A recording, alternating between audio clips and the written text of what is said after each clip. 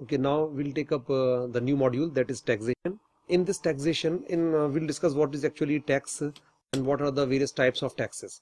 So we shall discuss various types of taxes like mod VAT, sand VAT, VAT, state level VAT, and recent tax reforms like DTC, direct tax code, goods and services tax, GST, and this general anti-avoidance rule, GAR, etc.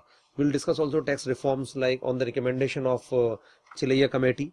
Apart from that, we'll discuss tax reforms on the recommendations of Kelkar committee.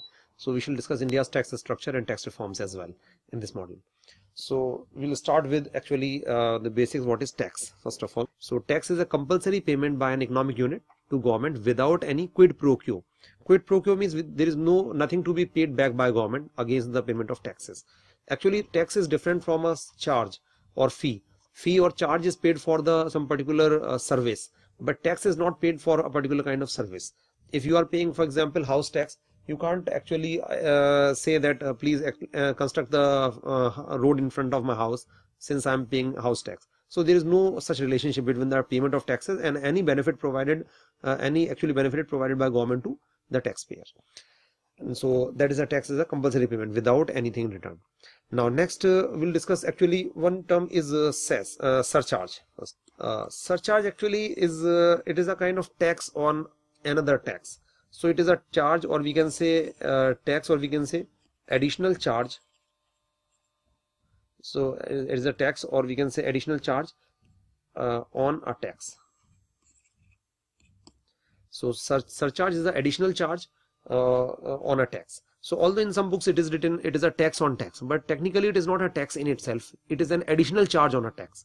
So for example, the corporate income tax, CIT. So it is the tax imposed on income of companies.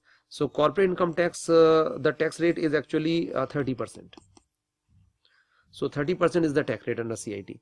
So but actually apart from this 30%, the companies have to pay surcharge, and the surcharge is of 5%. 5% surcharge.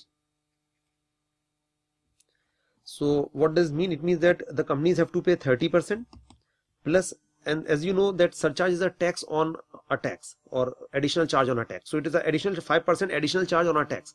So it should be 5% of not 100%, should be 5% of 30%. 5%. So 30% plus 5% of that 30%. So overall it will be 30% plus 5% of 30% will be 1.5%. So effective tax burden will be 31.5%. So 31.5% will be the effective tax rate. So surcharge is a tax on a tax. So or more precisely we can call it an additional charge on a tax, that is surcharge. So even earlier surcharge was imposed on income tax as well. So those people whose income was more than 10 lakh, they have to pay 10% surcharge. So but so it means that if a person is earning 15 lakh and the tax liability is, let's suppose, 3 lakh, so that person has to pay 3 lakh plus 30% of 3 lakh, so 3 lakh 30,000. But surcharge on income tax was abolished 5 years back. So right now there is no surcharge on income tax, but surcharge is there on corporate income tax, as we have discussed in this example.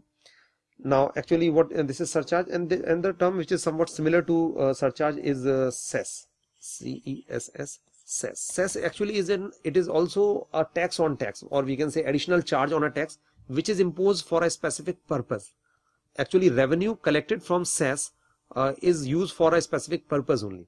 It is cess is imposed exactly in the same manner as that of surcharge, but the revenue collected from cess is used for a specific purpose only.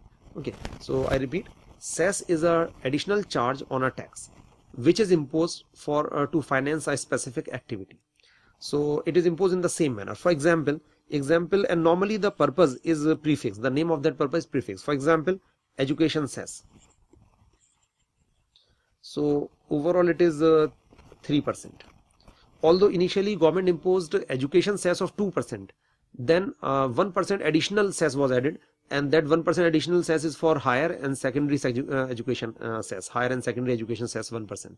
So overall it's 3%. So that is education cess actually 2% is for primary education and 1% is for higher and secondary education. So overall education cess is 3%, and it is imposed on most of the taxes in India. For example, you have to pay service tax. what is the tax rate under service tax? So tax rate right now has been increased to 12%. So in this budget, that is budget 2012-13, it was increased to 12%. So service tax is 12%, but there is education cess as well. So you have to pay education cess of 3%. 3% education cess. So it means that how much you have to pay? 12% plus 3% of 12%. 3% of 12%. So as I told you, that cess is imposed exactly in the same manner as that of surcharge. So it should be 12% plus 3% to 12% will be 0.36%. So effectively it would be 12.36%. So service tax effective rate will be 12.36 because 12% service tax and 3% that is additional tax. So the only difference between surcharge and cess is that the revenue collected from cess would be used for to finance a specific activity. So one example is education cess. Other example is another example of cess is clean energy cess. Clean energy cess, actually it is imposed on production of coal only, and the rate of this tax is rupees 50 per ton of coal. So it is imposed at the rate of rupees 50 per ton of coal. So it is imposed on coal mining only, and whatever revenue collected from this cess, what do you think, what should be the use of that revenue? So as I told you, the name or the purpose of actually of this cess is prefix. So clean energy, so name is prefix, you can say clean energy. It means that whatever revenue collected from this cess, that would be used for financing the clean sources of energy like solar energy, nuclear energy, wind energy, etc. So this is another example of cess. Other example of cess is diesel cess. So whatever revenue collected from that is used for construction of roads like NHDB.